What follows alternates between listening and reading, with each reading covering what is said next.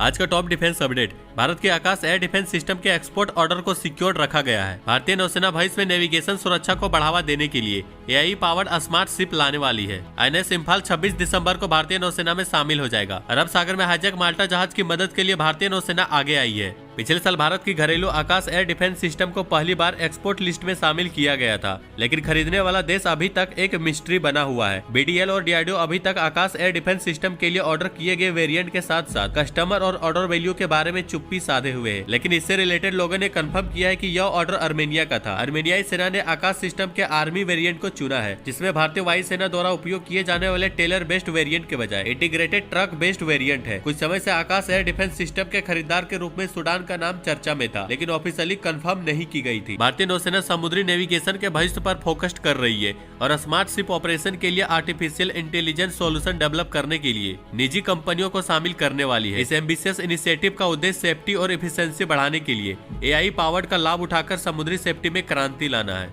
भारतीय telecom HFCL ने अपनी सब्सिडरी रेडडेप प्राइवेट लिमिटेड के माध्यम से एडवांस सर्विलेंस रडार की रेंज को अनवील किया है। ये radar specially Indian arm force की कई प्रकार की जरूरतों को पूरा करने के लिए डिजाइन किए गए हैं। ये रडार FMCW टेक्नोलॉजी का उपयोग करता है। कंपनी ने दावा किया है कि बॉर्डर और पैरामेट्रिक सुरक्षा के लिए जमीनी निगरानी के अलावा FMCW रडार मौसम भविष्यवाणी से लेकर नेविगेशन सिस्टम तक कई प्रकार की कैपेबिलिटीज पेश करती है। Visakhapatnam class guided missile destroyer की तीसरी इम्फाल 26 दिसंबर को मुंबई में भारतीय नौसेना में शामिल किया जाएगा। Mazagon dock ship builder limited ने 20 अक्टूबर को 15B क्लास की तीसरा इम्फाल भारतीय नौसेना को सौंप दिया था। P-15B क्लास का पहला जहाज आईएनएस विशाखापट्टनम 21 नवंबर 2021 को चालू किया गया था, जबकि दूसरा जहाज आईएनएस ममुरगाओ 18 दिसंबर 2022 को चालू किया गया था और तीसरा जहाज इम्फाल 26 दिसंबर को चालू किया जाएगा। इस जहाज को स्वदेशी स्टील का उपयोग करके बनाया गया है और यह भारत में निर्मित सबसे बड़ी मिसाइल डिस्ट्रॉयर में से एक है। भारतीय नौसेना ने कहा कि उसने अरब सागर में एक समुद्री घटना पर तुरंत रिएक्शन दिया है, जिसमें 18 क्रू मेंबर के साथ माल्टा ध्वज वाले जहाज का हाईजैक हुआ था, जिसके बाद एक इमरजेंसी कॉल का जवाब देते हुए भारतीय नौसेना ने अरब सागर में हाईजैक माल्टा ध्वज वाले जहाज की सहायता के लिए